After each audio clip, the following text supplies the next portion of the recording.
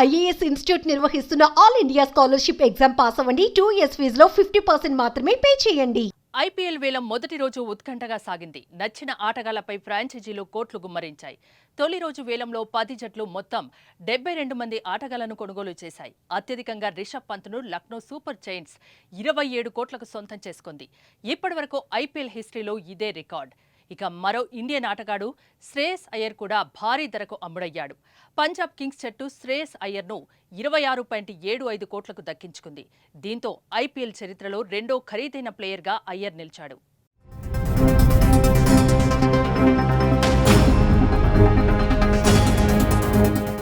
ఇక ఆల్రౌండర్ వెంకటేష్ అయ్యర్ను 23.75 కోట్లకు కేకేఆర్ కొనుగోలు చేయడంతో మూడో స్థానంలో నిలిచాడు. వెంకటేష్ అయ్యర్ కోసం ఆర్సీబీ, కేకేఆర్ మధ్య తీవ్ర పోటీ జరగ్గా చివరికి కేకేఆర్ దక్కించుకుంది. స్పిన్నర్ చాహల్ సైతం జాక్పాట్ కొట్టాడు.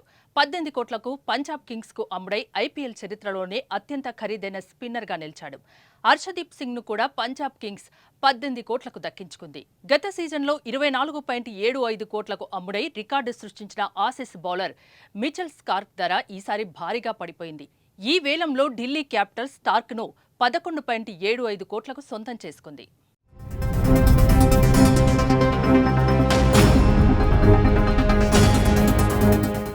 ఇక మన సన్ రైజర్స్ హైదరాబాద్ ఎప్పట్లాగానే వేలంలో బౌలర్ల కోసం పోటీ పడింది. రిటైన్ చేసుకున్న ఆటగాళ్ల కోసం 75 కోట్లు ఖర్చు చేసిన ఎస్ఆర్హెచ్ కేవలం 45 కోట్లతో ఆదివారం వేలంలో పాల్గొంది. మొత్తం 8 మంది ఆటగాళ్లను కొనుగోలు చేసింది. 2 కోట్లు బేస్ ప్రైజ్ ఉన్న వికెట్ కీపర్ ఇషాన్ కిషాన్ను 11.25 కోట్ల కొనుగోలు చేసింది. ఇండియా పేసర్ మహమ్మద్ షమీ కోసం 10 కోట్ల రూపాయల్ని వెచ్చించింది. హర్షల్ పటేల్ను 8 కోట్లు, రాహుల్ చౌహర్ 3.2 కోట్లు, ఆస్ట్రేలియా స్పిన్నర్ ఆడమ్ చంపా 2.4 కోట్లు, అభినవ్ మనోహర్ 3.2 కోట్లు, సిమర్జిత్ సింగ్ 1.5 కోట్లు, అథర్వ తైదేను 30 లక్షల కొనుగోలు చేసింది.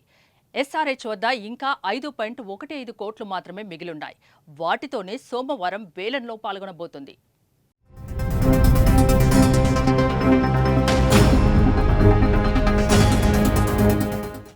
సన్ రైజర్స్ హైదరాబాద్ రిటైన్ చేసుకున్న వారిలో Pat Cummins, Abhishek Sharma, Nitish Reddy, Heinrich Klaasen, Travis head ఉన్నారు. వీరితో పాటు నిన్న వేలంలో కొనుగోలు చేసిన 8 మందితో కలిపి మొత్తం 13 మంది ఆటగాళ్లు సన్ రైజర్స్ హైదరాబాద్ వద్ద ఉన్నారు.